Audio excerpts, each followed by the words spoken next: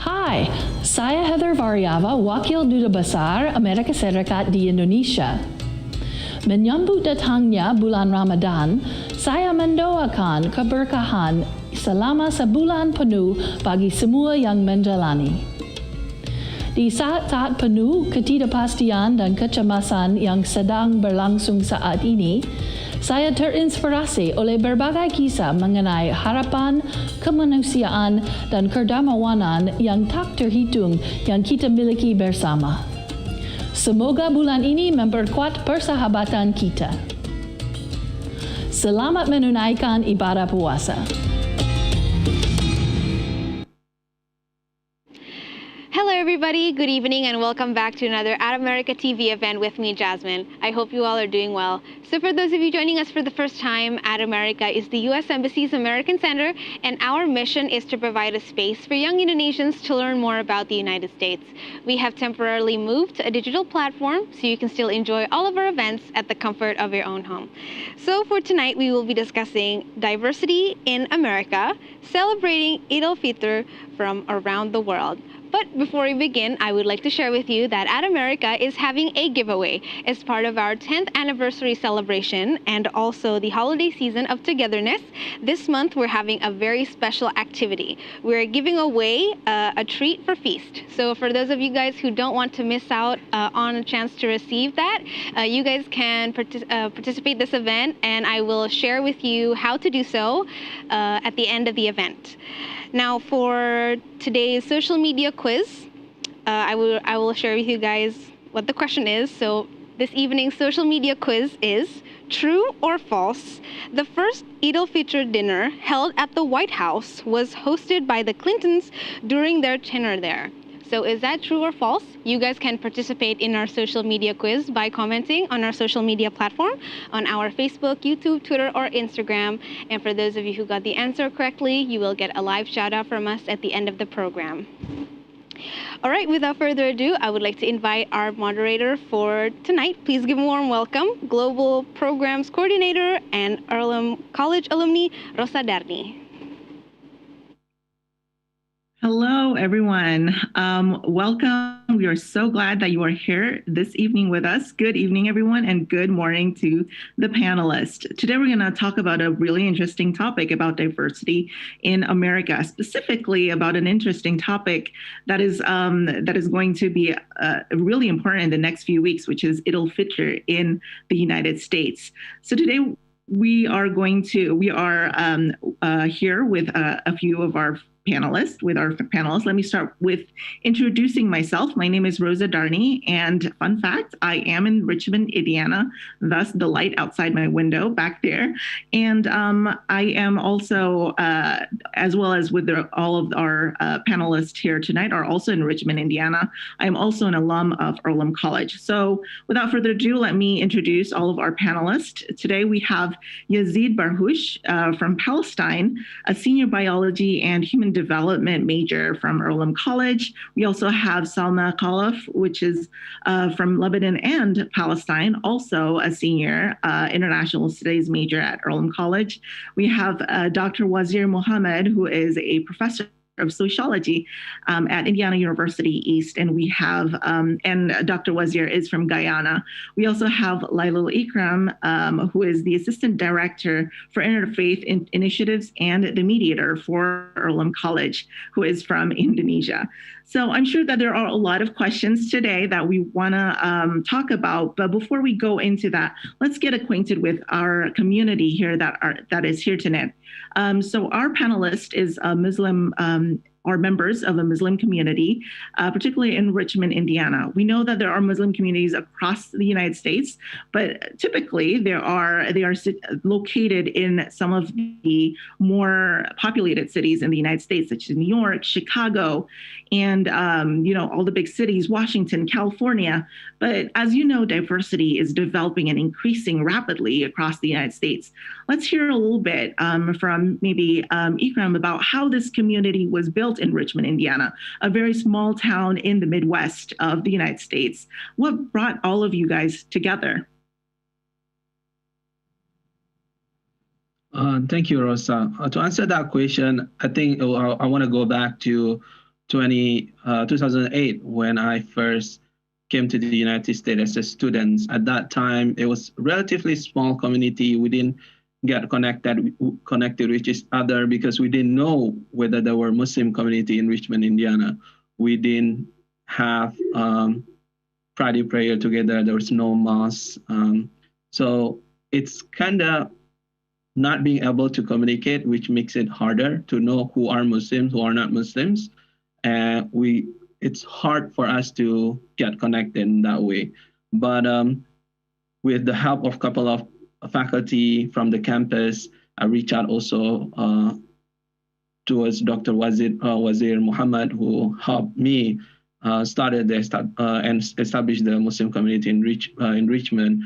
We started with requesting a space, a venue for us to conduct weekly Friday prayer.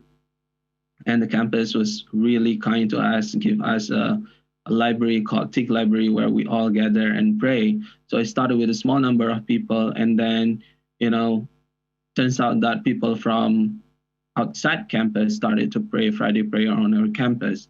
And then since then, we always meet together for Friday prayer, and we came up with plenty of ideas for Muslim communities, such as iftar together during Ramadan, and also Eid celebration together. That's how it's all started. Thank you, Ikram. And it's really interesting how the process of building a community would be smooth as long as there is the motivation as well as the inspiration to wanting to do things together and to just be a community. So, Dr. In normal cases, I will call Wazir Dr. Muhammad, but today I'll call Wazir, as I always do, Wazir. You have been in the U.S. for the longest compared to all of us. So tell us a little bit about what Ramadan has been for you in the U.S. and whether there has been any changes throughout the time that you're in Richmond, Indiana. One word I would use, different. It can be lonely and lonesome. Because you're far away from home.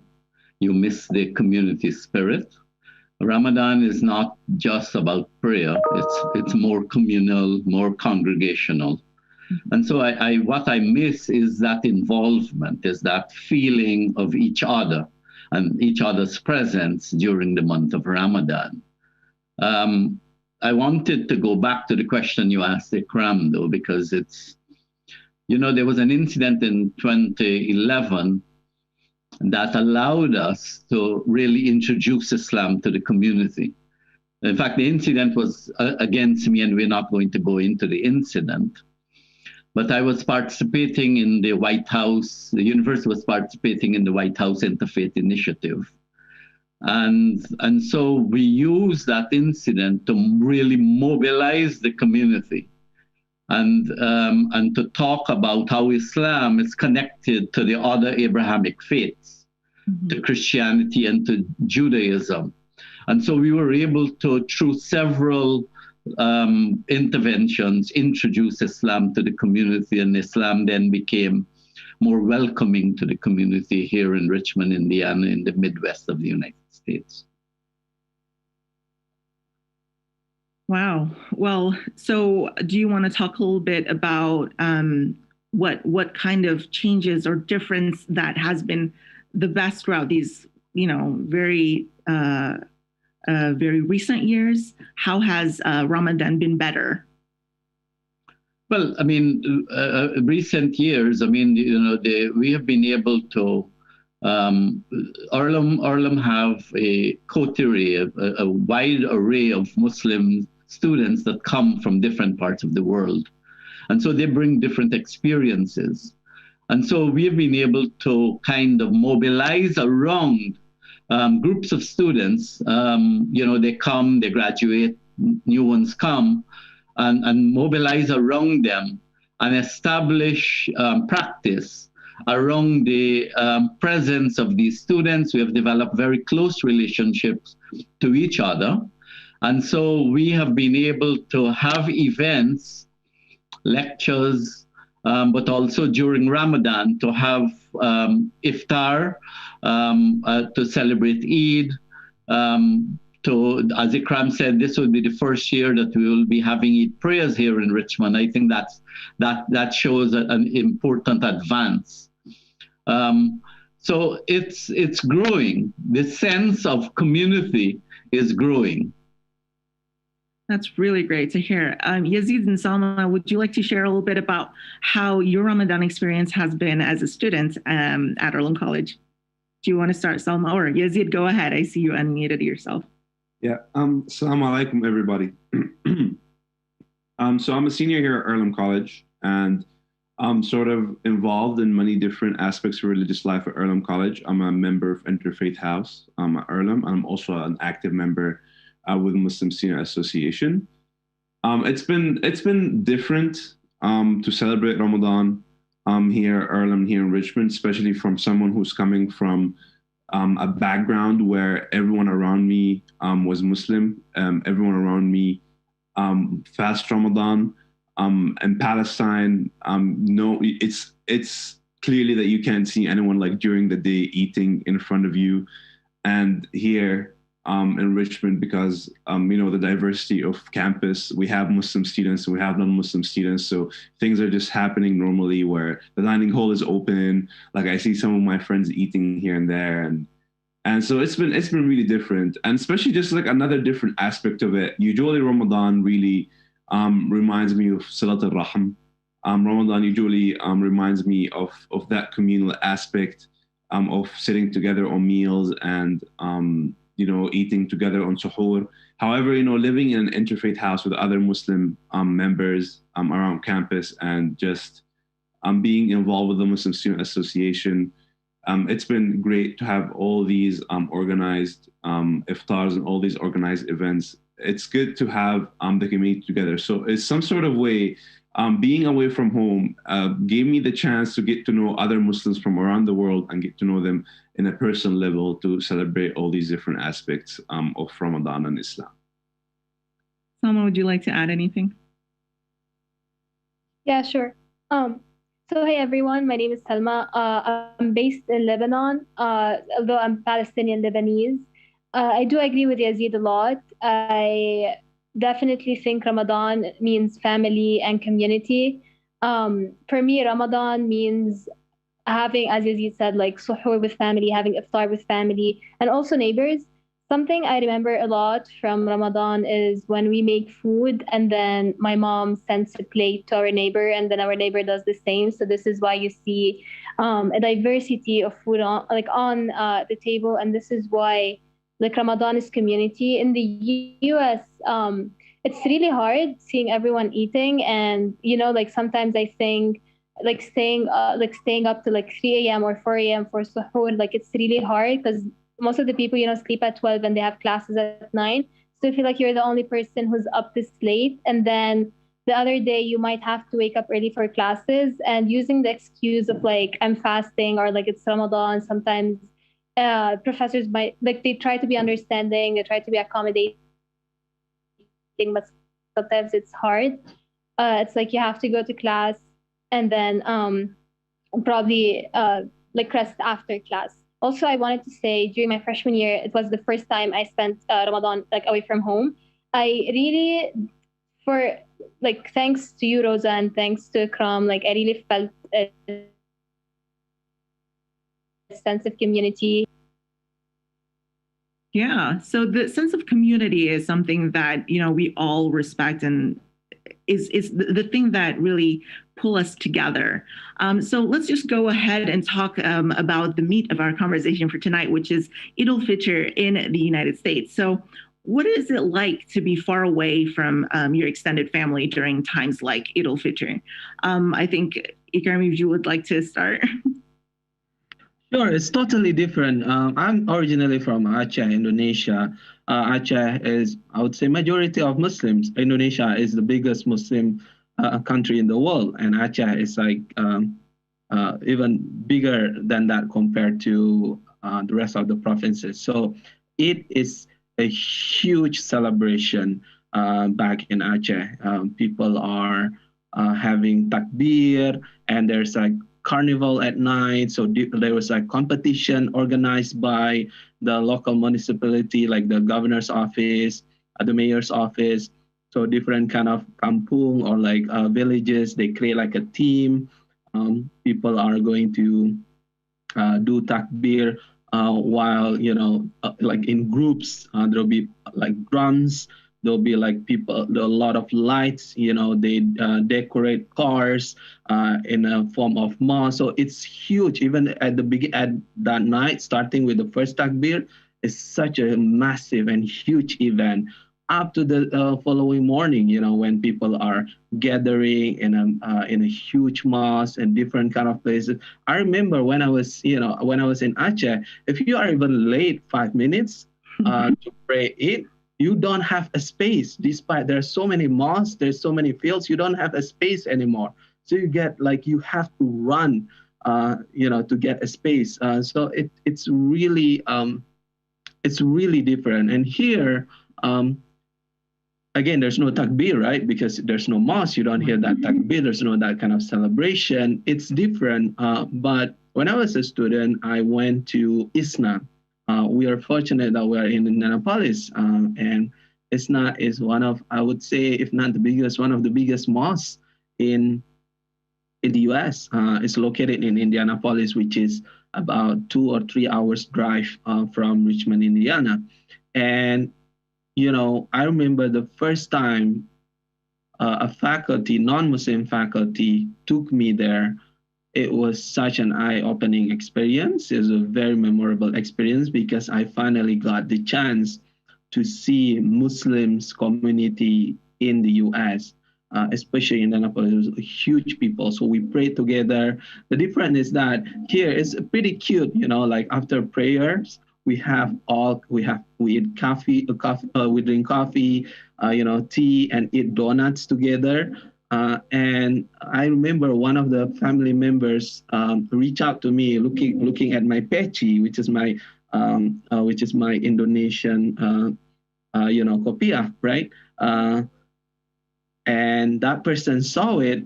And he had been to Indonesia before. He approached me just randomly. He didn't even know me. He just said, "Are you from Indonesia?" I say, "Yeah, how do you know that?" Because I look at what you wear, on your hat.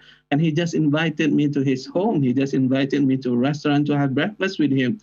Since that morning, not only me, also with other Earlham students at that time. So I would say, going back to Silatul Rahim with what Yazid and Dr. Muhammad has shared, with them, you don't interact with them on a daily basis. When you do, you are really connected to this community. Yeah, it seems like when you are abroad, your friends is your family. And it's really easy to connect with other internationals in your area. And I think that is the perks of being in the United States. Because of that diversity, then, people who you can connect with easily becomes your family, just like the community that we're trying to build here. How about you, Wazir? What do you think is what is it like for you to be far away from Guyana all these years? And, what are the highlights of this experience of, being far away in one of the biggest days in Islam, Eid al-Fitr? Let me just first of all say that Guyana is in South America. And Guyana have about probably 10% of its population are Muslims. But on Eid, it looks like the entire country are Muslims. Because we look around the Atlantic coast of a 300-mile stretch, there are roughly about 130 to 140 mosques. So there are 130 to 140 Muslim communities on that stretch. And so it's what you see are these communities, their presence is felt in the country. So they flock to the mosque during the month of Ramadan. And then on Eid, people flock to the mosque very early in the morning. And in most of the mosques, the way in which we celebrate historically in Guyana is that the meals are prepared by mostly women in the homes, And then the male mostly go to the mosque. There are some mosques where it is different, where both males and females go to the mosque. But traditionally, that's how it is. And so after the Eid Salah, the males mostly would walk around, would go and visit each home in the community, and take Eid greetings to each home in the community and partake. And then the women in the community would do the same thing later in the day to visit each home. So there is that sense of communality, which in a modern society like the United States, that is absent. So in a certain sense, you feel a sense of something that is missing in your life. So some years I have gone to New York to celebrate the end of Ramadan and Eid, because there is more of a Guyanese community there, or Toronto. I have gone to ISNA and have been welcomed because there are some Guyanese families in Indianapolis who have welcomed us into their homes, and we became friends over a period. But it's certainly not the same as back home. But back home is also changing. Back home is also changing because everything is becoming more and more modern. So being at ISNA or going to the mosque here gives us the opportunity of meeting new people. And meeting new people is very important because it broadens our horizon. And certainly I have new friends. Before coming to Richmond, I was in Binghamton, New York, where we had a big mosque there. And it was a community of people from different parts of the world, but it was part of your community. In fact, I reached out to that imam this week, who is from Turkey. He's back in Turkey, and he told me he will be listening into this program. So we make different friends and different connections. And so the kind of multiculturalism and diversity in Islam is also felt during this period as we interact with each other and as we learn from each other. And we learn that we all belong to one ummah. Thank you for that, Wazir. Yazid and Salma, how do you celebrate Eid al-Fitr back home? And how do you compare that to your experiences in the US celebrating Eid al-Fitr? Do you want to start, Salma, this time? Sure. I'm sorry about earlier. Eid al-Fitr, as I said, it means family for me. So recently I lost my uncle, and Eid al-Fitr, I feel like it held a lot of meaning for him. And this is why the whole family just because of him, it held a lot of meaning for all of us, because he pushed us to visit all of our family members. So usually people visit all of their family members, not just uncle, aunt, or people who are very close to you. I remember we used to go and meet people I've never seen in my life, just because, it's a time of community, and people would usually give you sweets. So I remember as a kid, I would just take a bunch, keep on compiling them, and then eat them till my throat hurts or something. But then as I grew up, I really appreciated seeing people, meeting people. And usually during Eid al-Fitr, during the morning or the first day, we go to the graveyard and we visit our dead. So this Eid is gonna be hard, especially that Ramadan is ending soon. It's definitely for a family that has lost a close member. Usually, Eid is a struggle. We visit less people. During this time, people visit us instead of us going to them. And usually we buy new clothes. It's like Eid is just something else. Everything we have worn before, that's the past. Now we're gonna start fresh and everything. And we would wait for Ramadan to end just for Eid, and usually we would go out for restaurants. We go to playgrounds to play. Eid is as a kid, I think it was the best festival in my life, and I still appreciate the vibes, especially in Lebanon. In the US, I didn't feel Eid as I felt it here. I felt like it was way different. I really appreciate when people like said things like Happy Eid, or we met, or we did like small things that are important. But it feels way different than Lebanon. How about you, Yazid? Um, so I'm from a village called Kufr Labad, which is around a city called Tulkarem. And in Eid, I remember like the last day of Ramadan, people kind of look at the moon to see if Eid is tomorrow or Eid is not tomorrow. And then as soon as like people know Eid is tomorrow, takbir start. And then that's like, it becomes the time for you to kind of get your last minute shopping in. So like that night, like the city does not sleep. Everyone goes try and like get the last minute shopping done. If they forgot like one specific clothing item, because we also buy new clothes for Eid, they try and like figure out that last clothing item, or try and get sweets or coffee or and everything. And then we sleep, we wake up, go to the mosque for Salat al-Eid.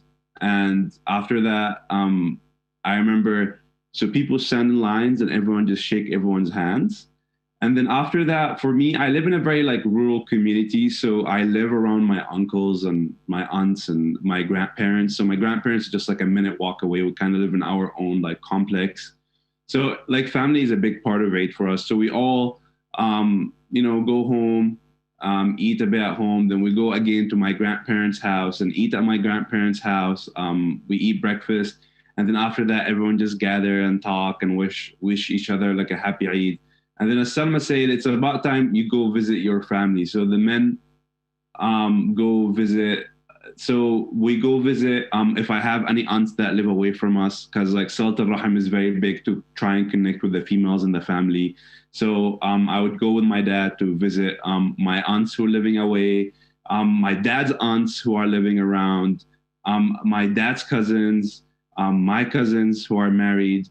And we just go around and imagine with each house you get into, you get to eat sweets, you get to drink coffee, you get to eat fruits, and it's kind of interesting because you just like, if this is the first day you start eating after 30 days of fasting, and there's sometimes limits of how much you could eat, but it's just like really great to go around. Regarding how it is here in the United States, is definitely different, but I do really appreciate when my non-Muslim friends try and get close to me at that time and try wish me happy Eid and like talk to me about like where your family away from home. I think that really means a lot, and I have a lot of friends who tend to do so. But I try and connect with my parents and my family as much as I can. I try and wear nice clothes on Eid and try and like have a video call with my parents, even though time difference is very hard. However, I try and wake up early in the morning to try and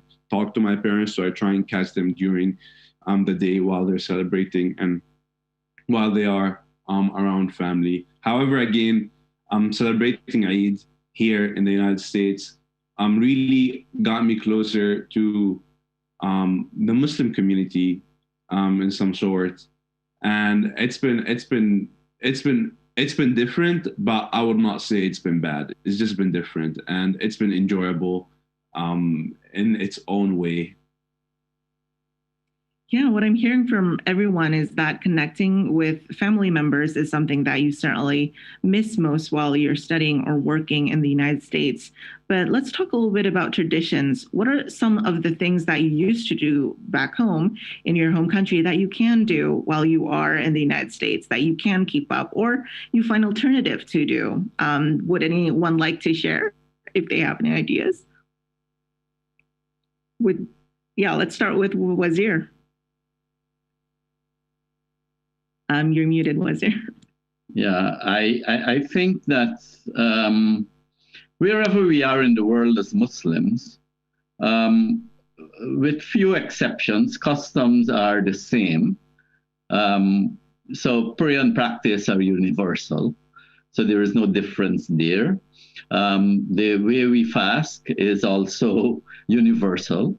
So Muslims around the world, wherever we are, I come from a small village of about 12 families.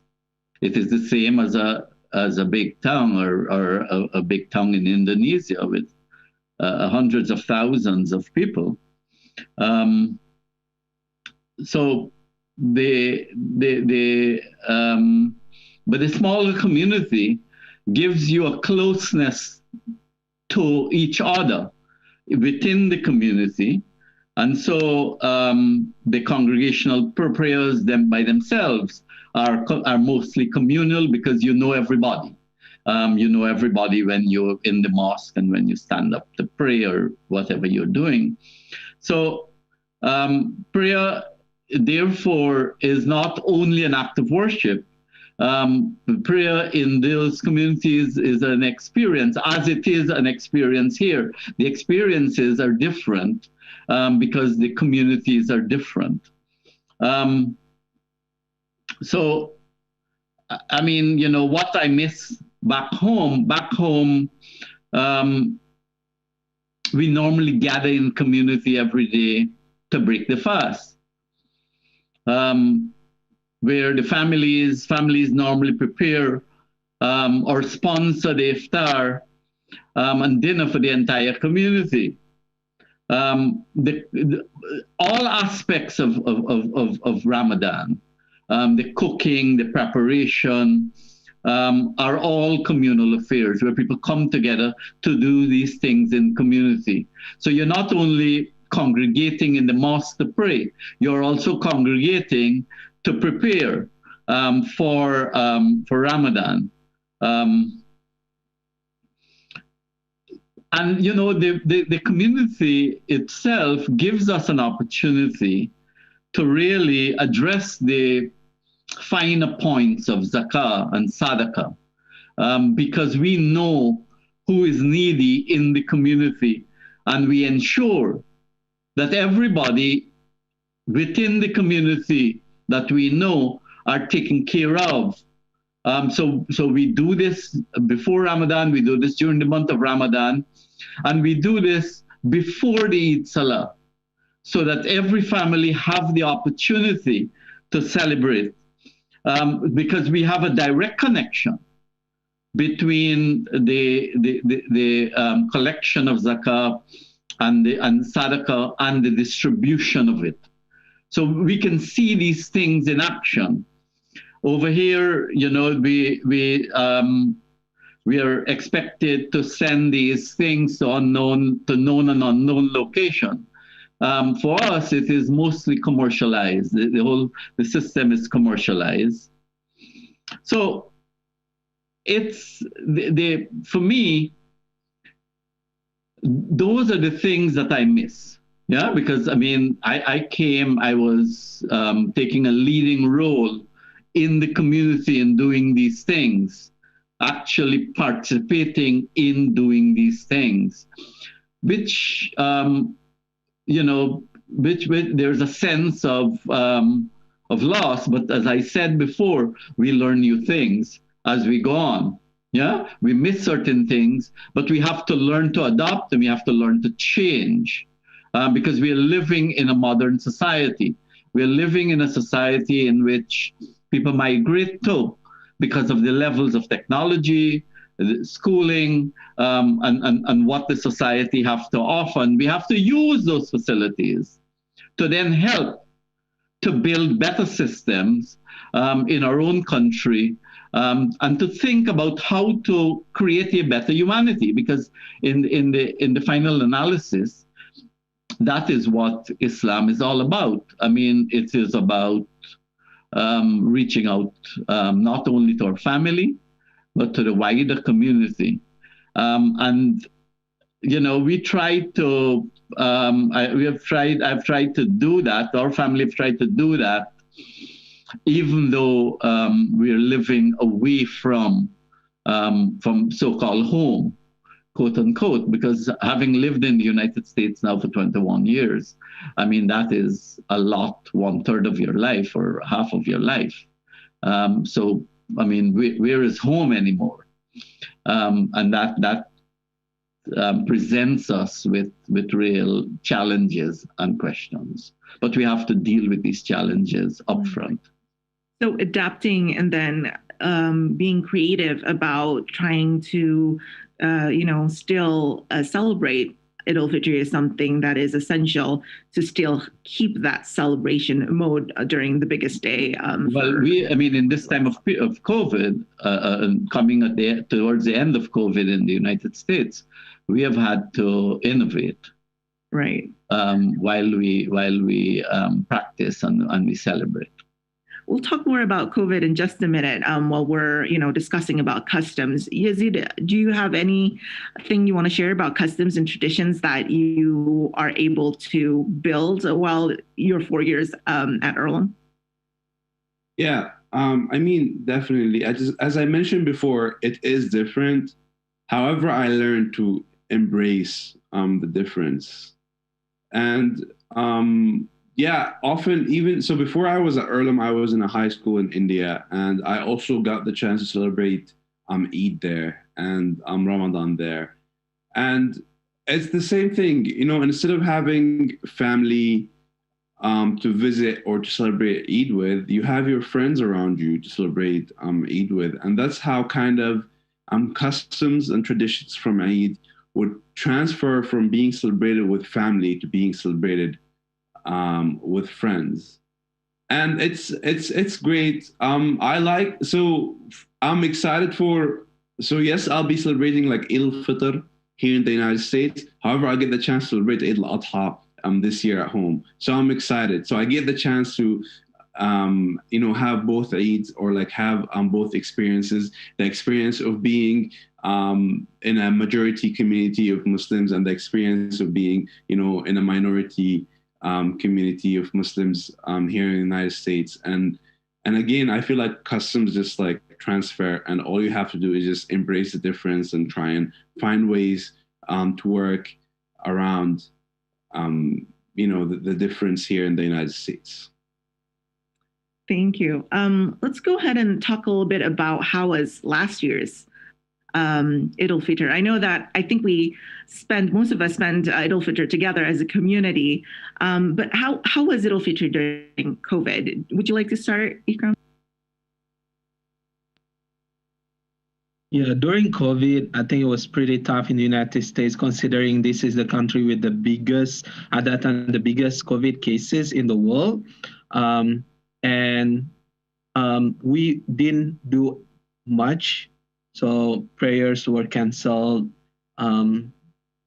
social distancing. So pretty much people just gather in a small groups, which I think is more intimacy in a way, going back to the concept of Silatul Rahim that most of our friends have shared tonight.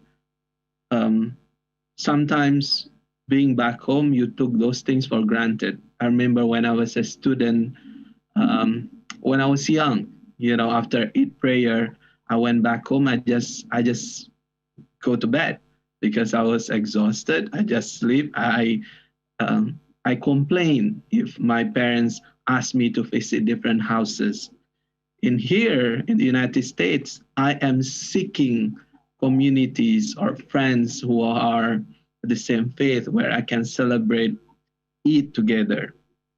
Wazir has always opened his house to students, to Muslim communities, and we did barbecue together. We ate delicious Guyanese food, halal food at Wazir's house. So there is that kind of intimacy in our community. And on top of that, I want to share also the concept of da'wah. When I was in Indonesia, we talk about da'wah, but what do I do? Was there anything that I did in terms of da'wah? I felt the actual implementation of da'wah is when I'm here. I actually got the chance to really introduce Islam, not only strengthening Islam within the Muslim community, but also introducing Islam tradition and Islam celebration to the non-Muslims. So any of our events, whether it's iftar, whether it's Eid, we don't only invite Muslim community.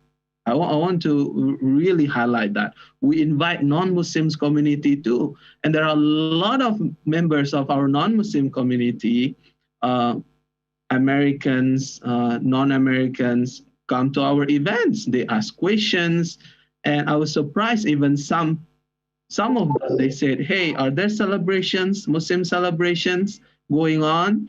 If they say we don't, we are happy to sponsor these events. And there are non-Muslim who want to sponsor events like Muslim events, whether it's on campus or off campus. So this is really heartwarming to me to see the level of support and close knit community that we have here in the United States. Yeah. Mashallah, da'wah through, being in the United States, sharing about your religion and your culture to people who are interested. That is something that is an opportunity that you can only do when you are, when you are in hijrah, when you are outside. So that is one thing that, let's explore a little bit about that. During COVID,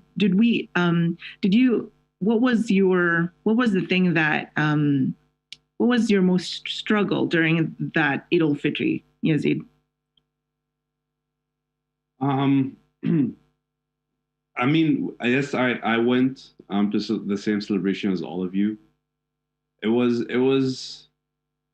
interesting for us because it was, we had social distance. We had to follow COVID guidelines, which we did really well in it. And also it was because even, family at home, they also had their own struggles going on with COVID. So, calling family and hearing from them how things are being hard during COVID, and having COVID hindering their normal way of Eid celebration. And even Ramadan before that, it was kind of hard to hear about all these struggles and not being able to be there for your family when your family is going through something, because you are going through celebrating in COVID, and then your family is going through celebrating during COVID, and you're both just really far away from each other that you can't be there together to support each other. However, other than that, just like touching on the dawah concept of it, I think Eid and Ramadan is one of the main times where, there's a lot of conversation spark about Islam and why you do this and why you do that. I mean, for me, for example, I do like to play soccer, and I do play soccer a lot. Even during Ramadan, try my best to play soccer. However, I often attend late. And then when I attend late, my friends initially at the start of Ramadan, they asked me, okay, Yazid, why are you coming late? And then I had to go through the effort of explaining Ramadan and everything. However, now they're used to it. And I know that's a very small example. However, I feel that I got the chance to introduce an aspect of Islam to my friends here at Earlham that some of them probably heard about Ramadan for the first time from me. And it's great. It's a great way to introduce people who are not celebrating or not part of the faith to the beautiful aspects of the faith. Yeah. So we are still in COVID, even right now. A lot of us are still working remotely. There is a lot of changes in the ways we can celebrate, meet, and all of that. Wazir, you mentioned a little bit about being innovative and creative during this time of COVID. What are our plans for this year? Well, we're going to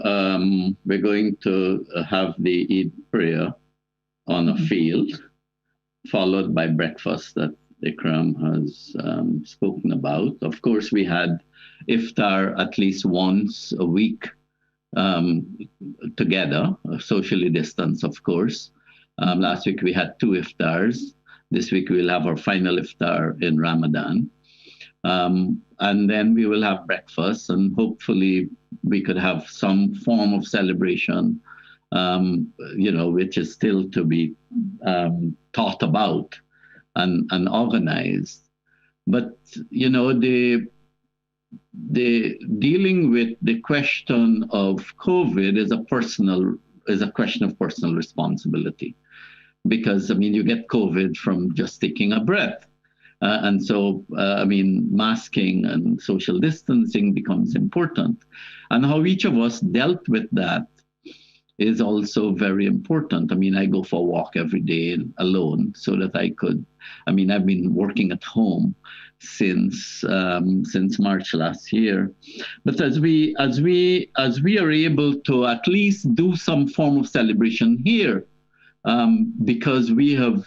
Because of where we are in the United States right now in terms of COVID. I mean, there are other places that we have to think about where Muslim communities cannot get together, communities cannot get together. Right next door in Canada, people cannot gather.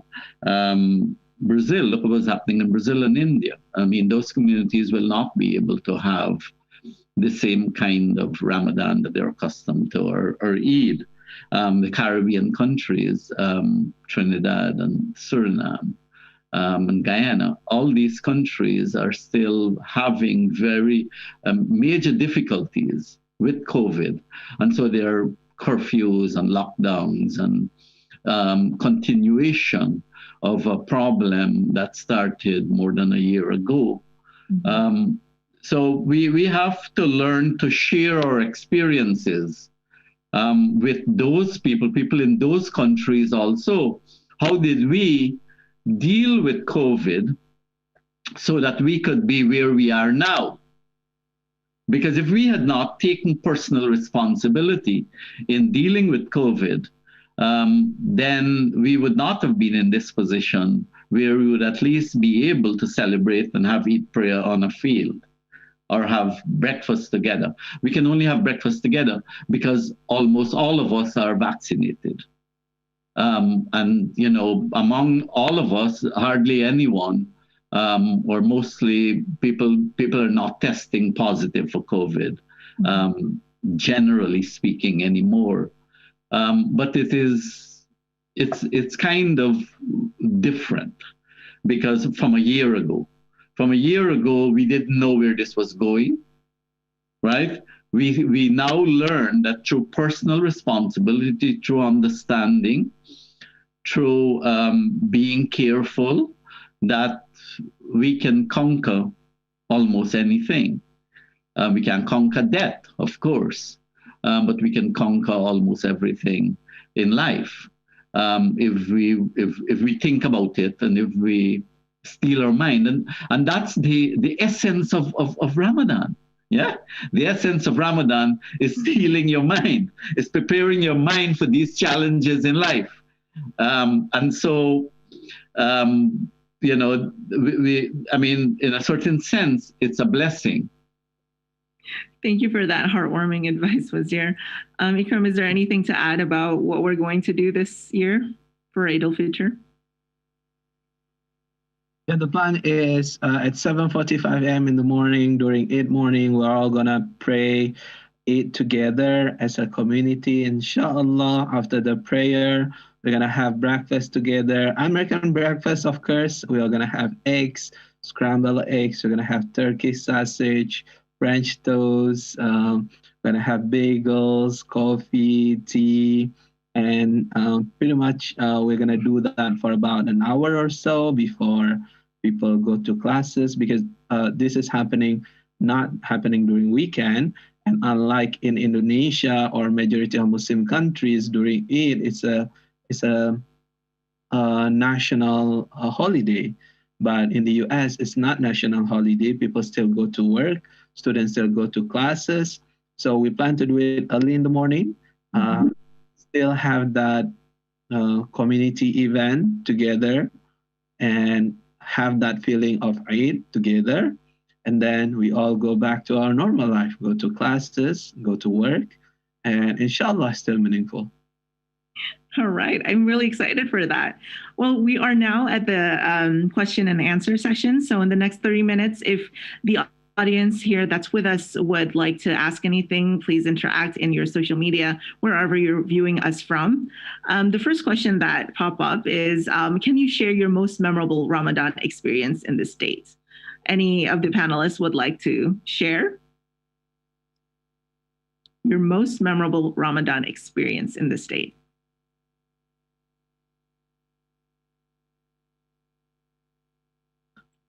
Yeah, I can share. When I was in New York, when I was a student in New York, it was such a different experience compared to Indiana. So when I was in New York, I didn't even feel that I thought I was actually in Indonesia. It was such a memorable experience. There was so many mosques in New York, different kind of mosques. They even have Indonesian mosques. There's Indonesian mosques, Bangladeshi mosques, Jamaica mosques. Like it's amazing. Like New York is so diverse, very multicultural, and during whether it's during Ramadan or Eid, the like Tarawih prayer, the mosques were full. Even people pray at the parking lot. It was such an eye-opening experience to see such a big Muslim community celebrating Ramadan and Eid together in New York. So New York, to me, which is also in the United States, New York is such a modern, the financial center, the hub of financial center of the world. But for the Muslim community, that's like home. So I think being in Richmond, Indiana, does not reflect of Muslim celebrations in the United States as a whole. I would imagine. I think it's not too big of a statement for me to say that New York could actually be a good reflection how majority of the communities are celebrating Ramadan and Eid. So yeah. Thank you for that answer, Ikram, and Mami Deline for posting that question. Our next question, before we go, we go to the next question, is there anyone else who would like to share another experience, Ramadan experience in the state? Yeah, Ikram, I think made some very important, for people who are, and globally, who are listening to this program. The United States is not in Richmond, Indiana, nor is it New York. You have a variety of spaces. So, I mean, an hour and a half from where we are, we can go to Indianapolis, or we could go to Dayton, and we could meet up for iftar in one of the mosques, and there are hundreds of people in those spaces. Communities. I've myself been to ISNA for iftar several times during Ramadan, and I've also experienced New York. But on major college campuses, you have the Muslim Students Association, where there is communal gathering and celebration and iftar. I can remember being when I was still a student for a year at the University of Toronto, and during the month of Ramadan, and to be able to pray on the campus with other students, and to have iftar every afternoon. And then, so it's like, to understand the United States is like to understand the world. Because, I mean, for instance, in 2017, I was in Guyana for the month of Ramadan, and that was a blessing. That was the first time since I left I was able to be in Guyana for Ramadan. And I took that opportunity to visit several mosques during the month of Ramadan. But then I had to go to Guyana at the end of Ramadan. So I left Guyana, and I celebrated Eid in New York, jumped on the aircraft, arrived in Ghana, and then celebrated Eid in Ghana. So I was able to, over the period of 3 or 4 days, right, participate in Ramadan in South America, participate in Eid in North America, and then participate in Eid in Africa. So, I mean, for me, that was a really memorable experience. Wow. So to experience the experiencing America is like experiencing the world. I really like that. How about you guys, Salma, Yasid? Anything you want to share about what is most memorable to you?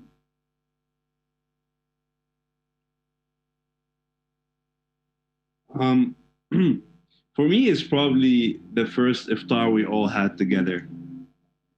The first iftar was during my sophomore year, and that was the first time when I felt that, I'm starting to develop a community outside my home country. And that was the first time when we all got together and got introduced to each other. And it was a very great memory that I'll always carry with me wherever I go, hoping to reflect on it and hoping to try and create and strengthen the bridges between Muslim members and Muslim communities wherever I go. Awesome. All right. So next question. And we have one from Tarantula. Do you have any tips on facing longer fasting hour due to longer days during Ramadan compared to your home country? Any tips on facing longer fasting hour? That's a common question. A lot of my family members ask that too. Anyone want to start with their tips? Go ahead, Wazir. Try to get as much rest as possible, because resting is very important. Because it's not, we don't have to, in my country, Guyana, the days are normal. Over here, it's long. And so you have to be able to rest. Find the time during the day to rest.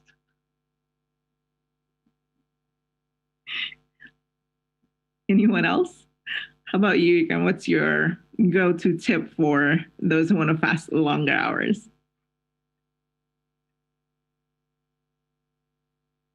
I agree 100% with what was shared. To me, personally, I will refrain from doing something not important because you wake up early in the morning, like 4 a.m. You start fasting around 4 or 4:30 a.m. and then you break your fast 9 p.m. That's a long hours, and yeah, whatever you can, just refrain yourself from doing something that unnecessary that consumes so much of your energy. So just focus on no gossiping in general. Anyway, no gossiping. So a lot of talks makes you thirsty. If you wanna, visit different places, just do whatever necessary.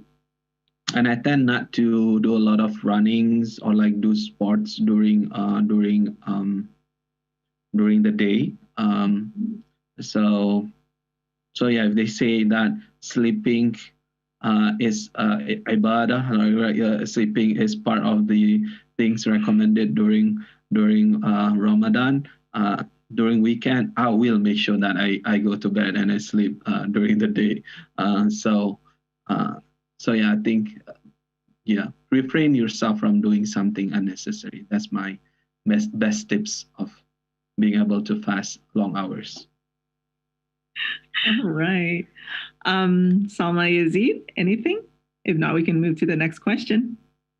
For me, it's probably this pre-iftar nap, I call it. I just try and catch up. So honestly, it's maybe an unpopular opinion, but I feel like fasting away from home is easier. Like I feel like the days, because like it's you or like a few specific people around you who are fasting with you. So it's not like you're going through this with a community. It's not like you wake up in the morning and then you tell everyone, okay, like there's 6 hours for iftar, there's 5 hours for iftar, there's 4 hours for iftar. I don't feel like I'm counting until like maybe when it comes to the last like 2 hours. And what I do is just I try and maybe catch up with some home TV shows, and I just like try and like watch things that remind me of Ramadan at home. So I try and, because at home we usually have these TV shows that come out only for Ramadan, and they're like 30 episodes, one episode for each day.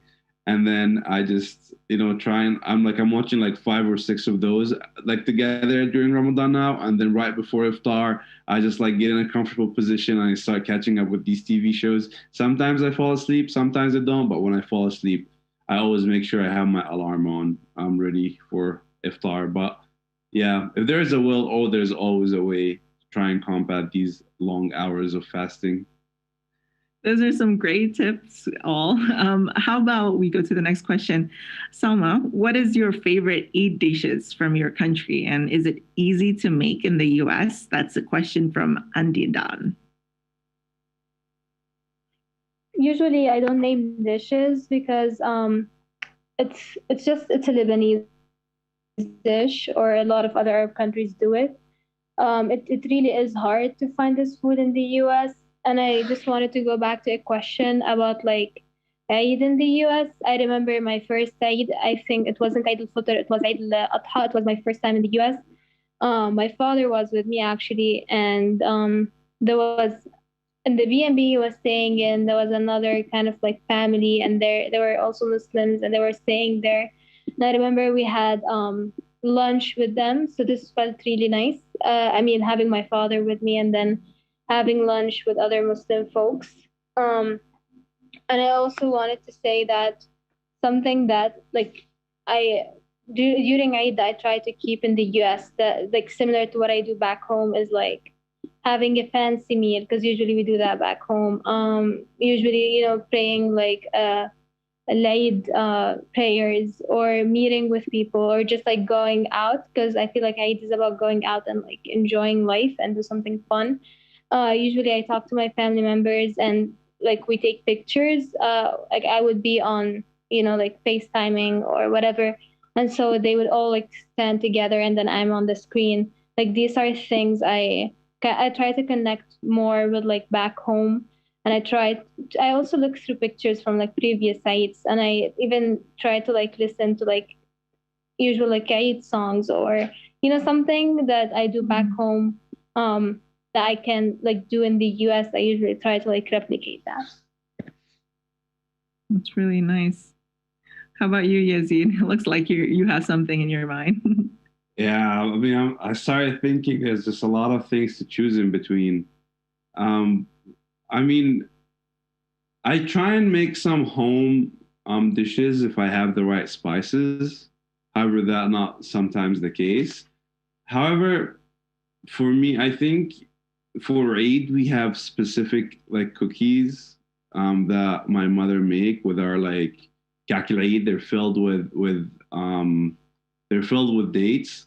And it's just like 2 days ago, I was talking to my mom and I was saying her like, yeah, Eid is coming up. And she was like, yeah, this year I'm making extra, so I make sure I leave some for you when you come back from the US. So I think these cookies are like highly associated with Eid. But other than that, during Ramadan, we just have like so many different dishes. Probably my favorite to make is maklube, which is upside down. And I try and make it as much as I can. I still haven't perfected it yet as good as my mom make it. However, I still try my best. Wazir, what's your favorite dish that you have made in the US? Well, basically, we make all kinds of curries. Of course, our tradition comes from Asia. So we make all kinds of curries. But since we are in the US and we cater for people from different parts of the world, what my wife tried to do, and all the praises to my wife, because what she tries to do is to be able to find the different spices that is from different parts of the world, and we make our own blend of food that we serve when we have dinners and iftars and stuff like that. Because it's like we don't. Our favorite dishes are all we do noodles. It's called chow mein, or Guyanese style fried rice. But we do that every day basically. But when we have gatherings of people from different parts of the world, we tend to vary in terms of do a mixture and change up the recipe, as it were. How about you, Ikram? Well, I mean, the question is a bit tricky because I don't know how to cook. I'm a terrible cook. I only know how to cook small things like ramen. But fortunately, my wife is a great cook. So she cooks, plenty of traditional food during Ramadan and Eid. So I don't really miss, home cookings because my wife is able to cook really deliciously for most of the foods, and sometimes my wife and I we just go to different kind of Indonesian restaurants. Like when we were in New York, we went to a couple of great Indonesian restaurants, and even here in Indiana, there is one Indonesian restaurant in Indianapolis which we plan to visit as well.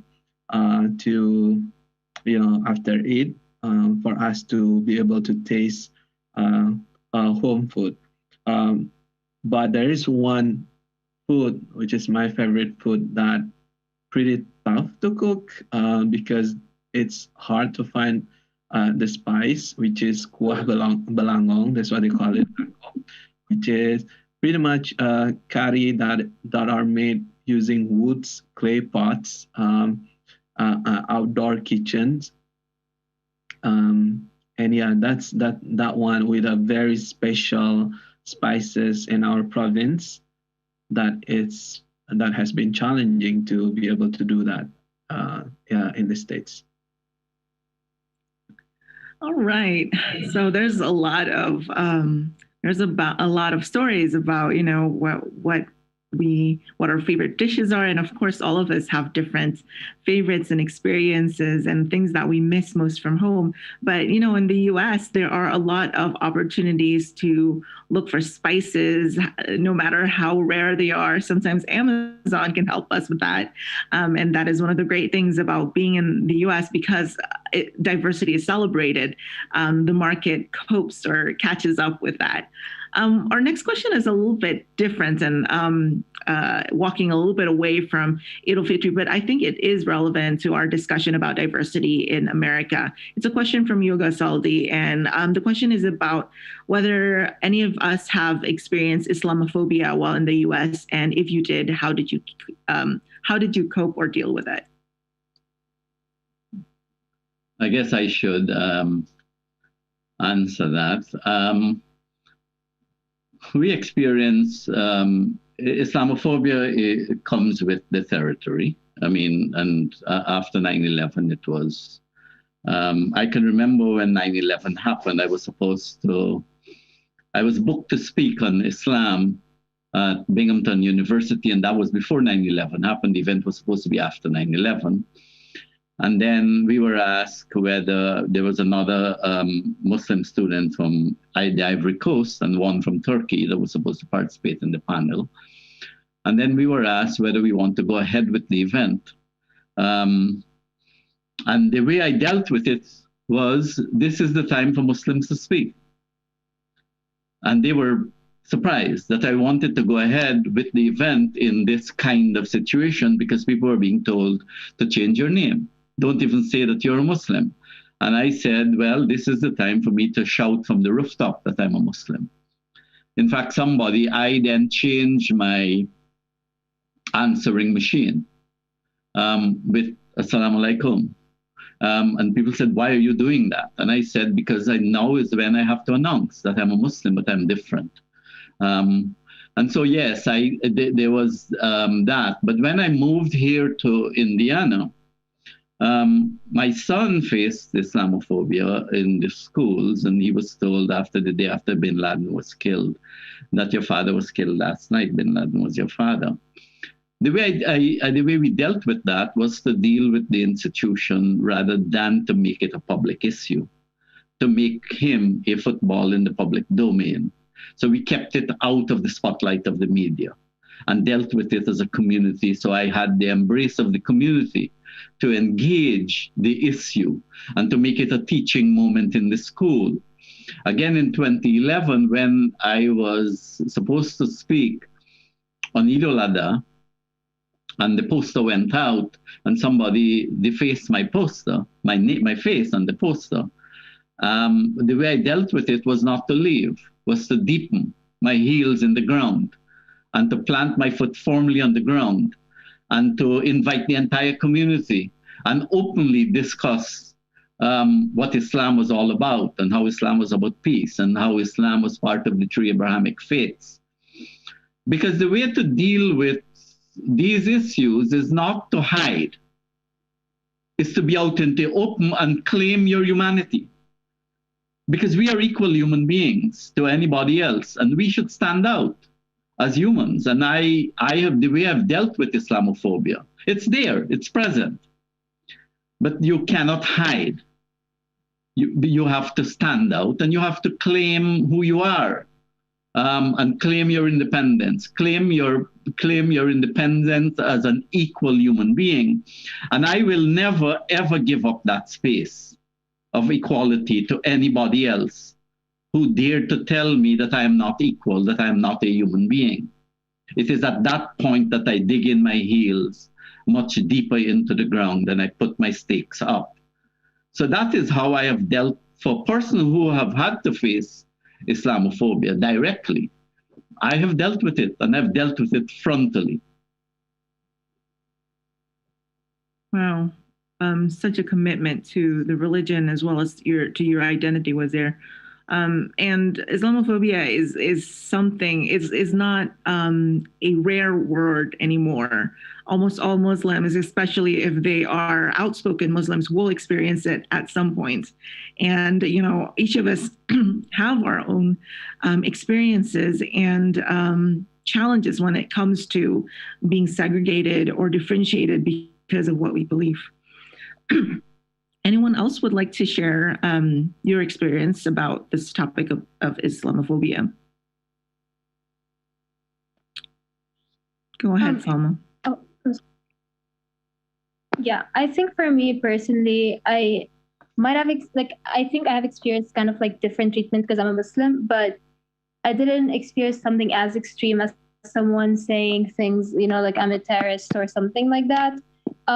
I did hear a lot of stereotypes about Islam. A lot of people ask me a lot of like inappropriate questions about me being a Muslim and so on. I know sometimes I get like weird looks when I know I'm the only Muslim in the room, or when I say something, or when I accidentally I say like inshallah, just because I'm used to it. Whenever someone says, do you want to do this? I'm like, inshallah. So I'm just kind of used to it. Sometimes when I say it, I get looks, and then like I try to be more conscious about the words I'm using. And I know a lot of friends, like Muslim friends, who have experienced Islamophobia, especially like hijabi women. Like for me, as a non-hijabi woman, no one would guess no one would say I'm a Muslim. A lot of people actually think I'm a Latina, but then no one would know unless I say I'm a Muslim. But for hijabi women, it's kind of obvious. And I heard from a lot of female hijabi friends that some of them got their hijab pulled off. Some of them went through a lot of trauma and extreme instances of Islamophobia and discrimination. At Earlham, honestly, I feel like there's a lot of safe spaces, or there is a safe space for me to express my identity as a Muslim. I don't feel like I'm targeted because of that. But as I said, I hear a lot of stereotypes, and I receive a lot of inappropriate whether comments or questions. Yeah. Anything to add, Ikram, as the assistant director for initiative, interfaith initiatives? Yeah,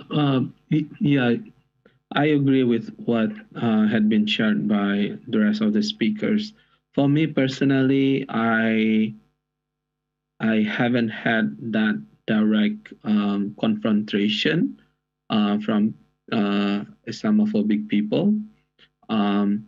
But I just sense it. Just pretty much sense something is people are not comfortable, although they don't express it in words that they are not comfortable. But when engaging in such conversation, I could see that people are just a bit uncomfortable or afraid to say something, or there's there's that shift of atmosphere when people want to talk about Islam in general. Um, to be more precise, when I was in New York at that time, our previous president just won the elections, and the president before Biden. And when he won the election, I had good friends, really good friends that supported him, that voted for him, and he made comments about um, stopping a couple of Muslim countries, folks from entering the country. And I shared that in my classroom that that was wrong for the country um, to pretty much label people based on their religion. Um, and and I could see that a couple of people were disagreeing with me. So and supported his opinion about Islam in general. So I would say most of the times in my experience, people who are Islamophobic, not because they hated Islam, it's just that because they don't know anything about Islam. All the knowledge that they gain about Islam is from mainstream media, from hate speech of political figures that made them. These are the figures that they really trust, right? So when they hear this kind of thing, they just took it as if that's the reality.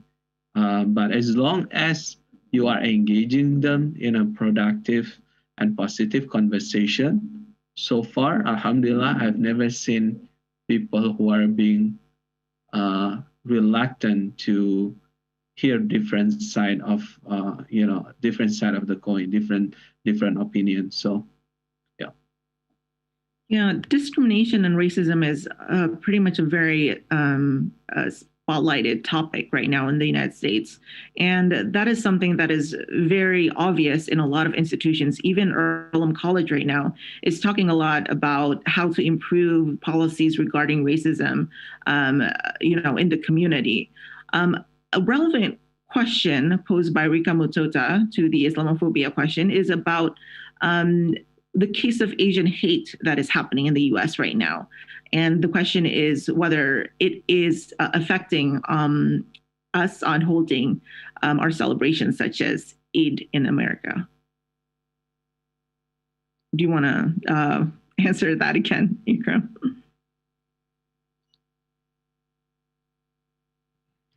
Can you paraphrase that question for me, please? About Asian hate, like with a lot of the things that are happening in the US concerning discrimination. There are a lot of cases right now on the topic of, people being discriminated because of how they look, because of being Asian and so on. How is that affecting Muslims like us when we are celebrating our biggest days like Eid? Yeah, I think that's a great question. I think there's a difference currently in terms of hate toward Asians. Most of the cases that are happening in the US, discrimination toward Asians, people see it more. I think a lot more victims are towards the Chinese Asians, Chinese, Japanese, Korean Asians, than brown Asians like me. So I honestly don't have that. I haven't had that experience in the past or recently in terms of it was Asian, but I do see this is still a huge problem that we need to tackle, we need to face. And I can't imagine how difficult it is for some of our Asian friends who are targeted because of their skin color and also being a Muslim at the same time. You know, um, but I would say there are a lot of the good thing that I've seen that are going on in the state is that there are a lot of educations, that are active educations in this country. When there's one case, a lot of medias are started to talk about it. Faculty will address it. Faculty on campuses, students will start discussing about it. There's that uh, proactive efforts that everyone does to educate the society here in the United States that those kind of discriminations are wrong. And the people who are educating the rest of the countries are not necessarily Asians. There we see white people, American who have knowledge about it, who are willing to proactively educate their colleagues about it. Again, to me, a lot of times people are, the way I say, a lot of times people are having this hatred because there's some sense of fear in their heart or a feeling of disgust because they don't understand, because they don't know. And that is something that I personally keep wanting to put more efforts into by educating everyone around me about it. Yazid, you've been active in the student government and the students' organizations. Have you seen any kind of impact, with discrimination to how students are celebrating their religious celebrations or cultural celebrations, or student life in general? I mean, Earlham tend to be tend to try and put a lot of efforts to be inclusive. So I'll kind of talk about Asian hate and talk about Islamophobia, and bring up two different examples. Regarding Islamophobia, I remember I think 2018 there was a shooting here in Indiana where a young Muslim man lost his life during a problem in traffic, and I remember that was really rough on me and like other Muslim members of the community.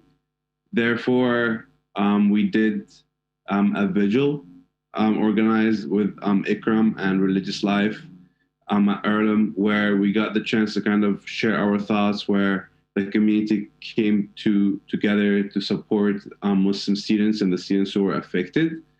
Also, at the same thing, after the shooting that happened in Atlanta, where 11 Asians died, again, Earlham students organized another vigil where they got candles lit and kind of talked about how this impacted them.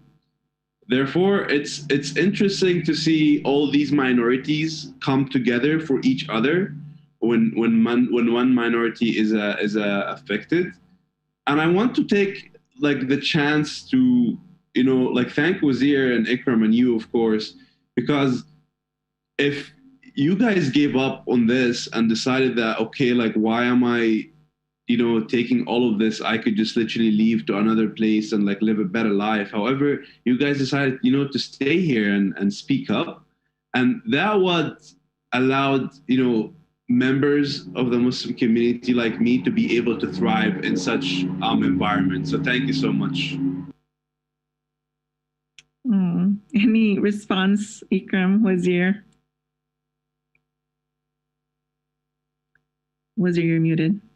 We have not had any reported incidents of late of Asian hate here. It doesn't mean that we are not concerned. So as an interfaith community, I belong to the wider interfaith community, and the interfaith community have been meeting, talking about how to respond to what is happening in the rest of the country, especially in the big cities, in the hate against Asians. And very soon there is going to be an event here, a public kind of event to ask people to stand against hate. There was an event at Indiana University East. There is a petition that is going around. So as Ikram said, we live in a community where education is possible, where we can mobilize, where we can organize. This is not true for most of the world. So we live in a community where we can actually, our voice have meaning. Our voice have a place in the society, and we could fight for that equal space in the society. And so, as Yazid said, that is what we've been doing. We've been broadening. Our position in the society and our sense of suing, as it were, for the kind of equality that we need to have. And you know, the time I've spent here, in everything that I do, I've been kind of inculcating that in my practice, both in my teaching, in my relationship with institutions in the community, and further afield. Yeah. Well, thank you so much, everyone, for your thoughtful answers, as well as advices, experience, and the things that you've shared. It has certainly opened a lot of people's perspective about diversity in America. This event is for us to understand that, you know, wherever it is in the United States, diversity is a spotlighted aspect, especially in a college and in a university. And I hope we can present that and effectively show that in this event. With that being said, thank you so much, Ad America, for hosting all of us here tonight, the panelists, myself, Rosa, Ikram, Wazir, Salma, and Yazid. And we are really happy to be here and you know, be with you all to talk about this really important as well as interesting issue. So to sum up, I'll just hand it back up, hand the mic. Well, there's no mic, a virtual mic back to Yasmin at America. Thank you, everyone.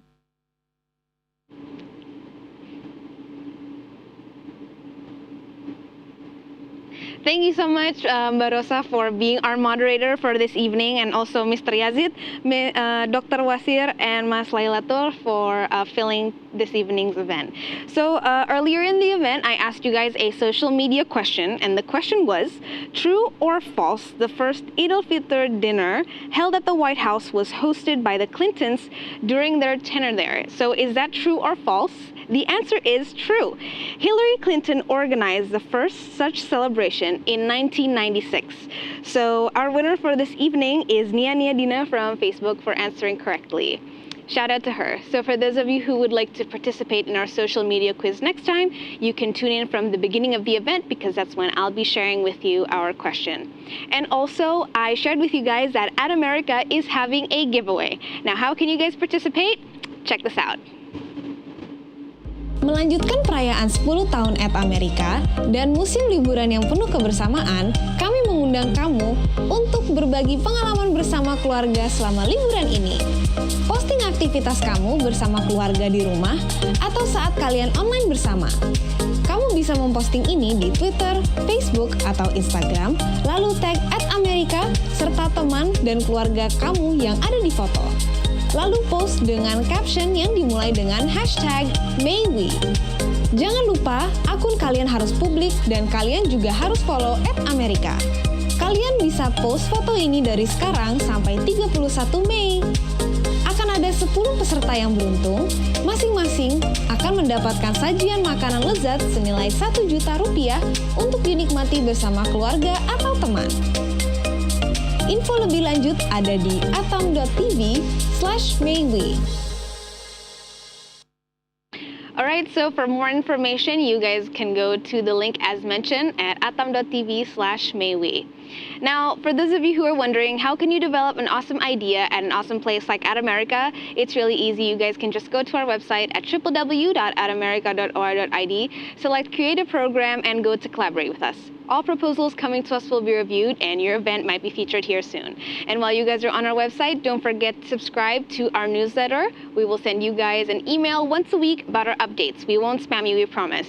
And also don't forget to follow us on our social media so you guys don't miss out on our fun content and event updates. Hope you have a great evening and see you at the next Ad America TV event. Bye-bye, everybody.